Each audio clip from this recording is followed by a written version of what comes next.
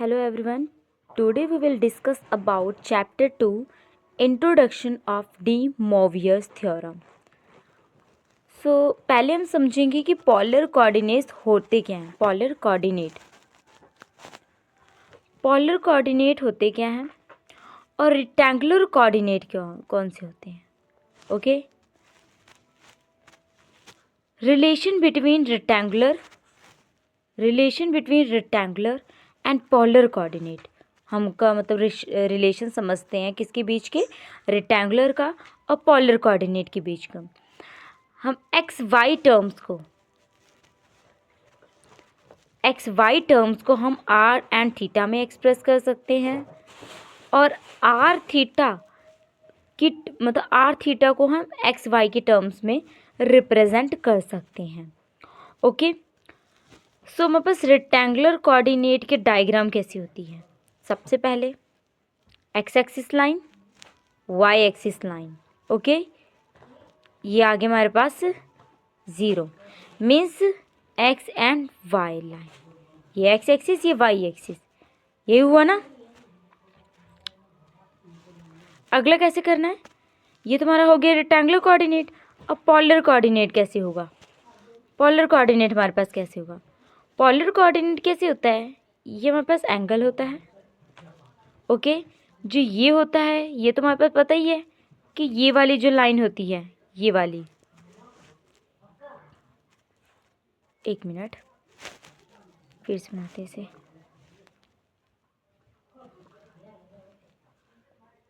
ये लाइन है ना, ए वाला होता है मेरे पास थीटा, ये वाली जो होती है लाइन वो पोल होती है, ये लाइन, और ये लाइन होती है इनिशियल। हमने यहाँ पे लिखा हुआ है ना इनिशियल,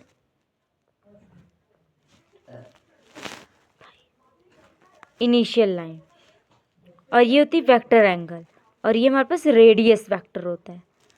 ओके, तो देखो अब कैसे सॉल्व किया गया है। अगर मान लो कि हमारे पास यहाँ पे क्या वैल्यू है कि P4,30, तो P मतलब आर थीटा क्या कहता है कि आर की वैल्यू रेडियस वेक्टर में होगी, है ना, कि रेडियस वेक्टर होगी। तो मतलब इसका मतलब कि आर की वैल्यू 4 होगी और 30 मतलब थीटा यहाँ पे है, थीटा हमारे पास कहाँ पे है, ये रहा थीटा, तो थीटा की वैल्यू क्या होगी, 30 होगी हमारे पास। Okay, so pole is 0, initial line is O X. ये देखो पोल इज 0, इनिशियल लाइन कौन सी है, ओ एक्स, मतलब यहाँ से लेके ये वाली इनिशियल लाइन है। रेडियस वेक्टर ये वाली हो गई, रेडियस वेक्टर ये वाली हो गई, और वेक्टर एंगल ये वाला हो गया, वेक्टर एंगल। ओके, अगला कैसे क्वेश्चन है, क्या पूछा अगला क्वेश्चन में हमसे, standard form of complex number. Complex number होता क्या है, किसी भी नंबर को अगर हम x प्लस आयोटा की फॉर्म में रिप्रेजेंट करते हैं तो उसे हम बोलते हैं कॉम्प्लेक्स नंबर। मान लो 4 + 5 iota, this is a complex number. 6 + iota, this is a complex number.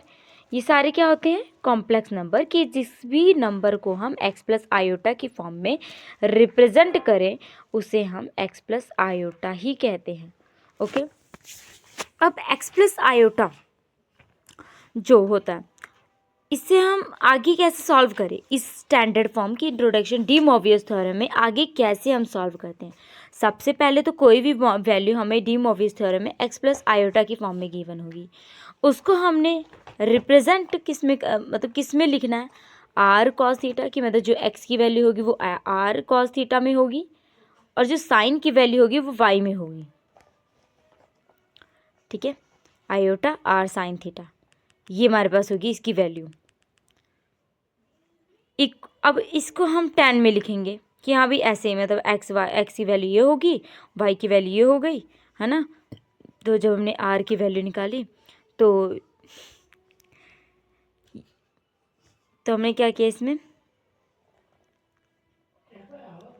अब इसमें वैसे तो मतलब ऐसी ही आर की वैल्यू फाइंड करनी, कैसे करनी है हमने, कि यहाँ पे R equal to X square plus Y square का अंडर रूट करा, आर की वैल्यू मिल जाएगी, फिर डिवाइड करेंगे, फिर हमारे पास tan इनवर्स आ जाएगा। tan इनवर्स के बाद जब इस तरह हम लिखेंगे, कॉस की वैल्यू ये होगी, साइन की वैल्यू ये हो गई है ना, कॉस की वैल्यू आ गई कि X upon under root X square plus Y square, sine की वैल्यू ही हो जाएगी, बिकॉज जब हम इसे डिवाइड करेंगे तब ये वैल्यू आएगी।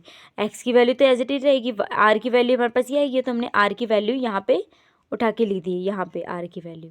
ओके,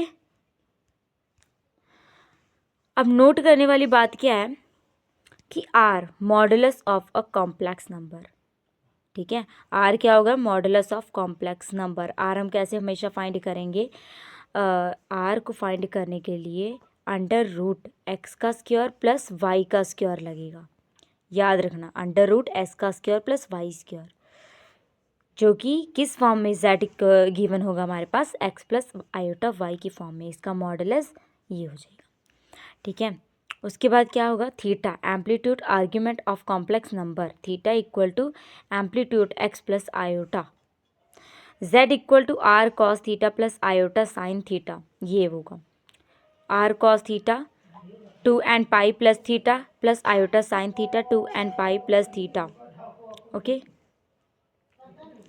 थीटा इज़ यूनिक, मतलब ये फाइंड करने का तरीका है, cos 2n pi plus theta, ये इसको फाइंड करने का तरीका। अब हम इसे कैसे लिख सकते हैं कि मतलब आगे जब इमेज गिवन कब होती है, यहाँ ये वाली वैल्यू तो हमने टेबल 11th क्लास में स्टडी कर लिया था कि फर्स्ट क्वाड्रेंट में क्या होता है, X greater than 0 Y greater than 0, second quadrant में क्या होता है, X less than 0 Y greater than 0, third quadrant में X less than 0 and Y less than 0, fourth quadrant में क्या होता है, X greater than Y less than 0।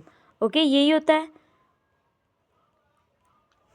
अगला क्या है कि प्रिंसिपल वैल्यू ऐसे हम फाइंड करते हैं, फर्स्ट क्वाड्रेंट में 0 से -π/2 तक होता है, सेकंड क्वाड्रेंट से -π/2, तो यही होता है पहले 0 क्या हो गया ये कि 0 से 90, 0 से 90, 90 से 30, 30 से 0 to 90, 90 से 180, 180 से 270, 270 से 360, ऐसे करते हैं हम, तो वही π/2 के फॉर्म में इसे लिखा हुआ है। अगला cos theta plus iota sine theta को हम इस फॉर्म में भी ले सकते हैं। अब देखो जब सिस थीटा है ना, उसको हम कैसे ले सकते हैं, अगर मान लो सिस थीटा है, सी मतलब कॉस, आयोटा मतलब प्लस आयोटा, एस मतलब साइन थीटा, इस फॉर्म में हम लिख सकते हैं इसको। ओके, ये कुछ हमारे इंट्रोडक्शन थे, इसी पूरे चैप्टर में सिर्फ यही यूज़ हुआ है। अगर आपको फर्स्ट चैप्टर की वीडियो चाहिए तो मैंने वो सारे वीडियो आपको डिस्क्रिप्शन बॉक्स में मिल जाएंगे। Thank you, have a nice day.